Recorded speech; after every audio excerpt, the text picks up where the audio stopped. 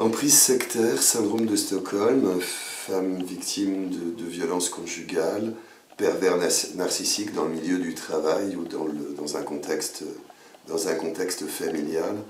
L'ensemble de ces situations ont comme point commun ce qu'on appelle couramment des phénomènes d'emprise. Alors, l'emprise, elle est définie classiquement comme une domination morale, intellectuelle, un contrôle, une mainmise faite sur l'autre, un assujettissement, une domination. En fait, ça renvoie à l'idée de prise, évidemment, mais aussi plus globalement d'emprisonnement. Le résultat pour une personne qui est sous emprise, c'est qu'elle n'agit plus ou elle ne pense plus par elle-même. On peut identifier une annihilation de la volonté propre, de tout esprit critique ou de toute indépendance. Une fois qu'elle est définie dans ces termes, on va se poser la question de pourquoi elle se manifeste. Comment se fait-il qu'un certain nombre de sujets, un certain nombre d'entre nous sommes sous emprise? Alors, 4 facteurs explicatifs au moins. On peut penser à de la dépendance de survie.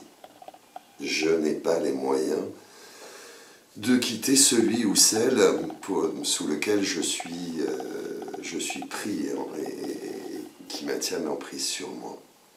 On peut penser aussi que bien souvent ça s'appuie sur un manque d'estime de soi, de façon peut-être plus générale sur des besoins non satisfaits, et notamment sur une quête qui peut être une quête en termes d'appartenance, qui peut être une quête en termes spirituels, ou une quête en termes d'estime de soi. Comment se manifeste-t-elle? Comment se manifeste cette emprise et comment la détecter, l'identifier chez les autres ou chez nos proches? 5 critères au moins. Un critère de dépendance, à l'évidence.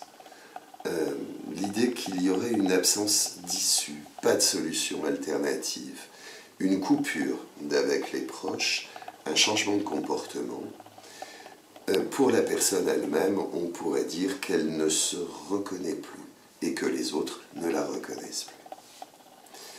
Enfin, et pour terminer cette courte vidéo, comment en sortir? Est-il possible de sortir de l'emprise et qu'est-ce qui facilite cette sortie de l'emprise? Alors, 4 idées peut-être. D'abord, l'idée de prise de recul, voire de coupure radicale avec celui ou celle ou le groupe qui nous maintient en situation d'emprise, ce qui suppose un minimum de remise en question, de questionnement, d'insatisfaction, bien sûr, comme préalable. Deuxième idée, on ne sort de l'emprise que accompagné. Et l'idée, c'est de sortir de l'isolement et c'est de trouver des alliés, des personnes avec lesquelles on se sent en confiance et qui peuvent nous aider à sauter le pas. Ça passe évidemment par de l'affirmation de soi, de ses limites, de ses besoins, des émotions qui sont les siennes. Enfin, sortir pour de bon de l'emprise supposerait d'aller du côté de la satisfaction des besoins qui nous sont propres, de ces besoins sur lesquels précisément le groupe ou la personne nous a mis sous emprise, ces fameux besoins d'appartenance, d'accomplissement, de spirituel ou tout simplement d'estime de soi. Un vrai chemin pour les personnes qui sont sous emprise, un vrai chemin pour celles et ceux qui les accompagnent.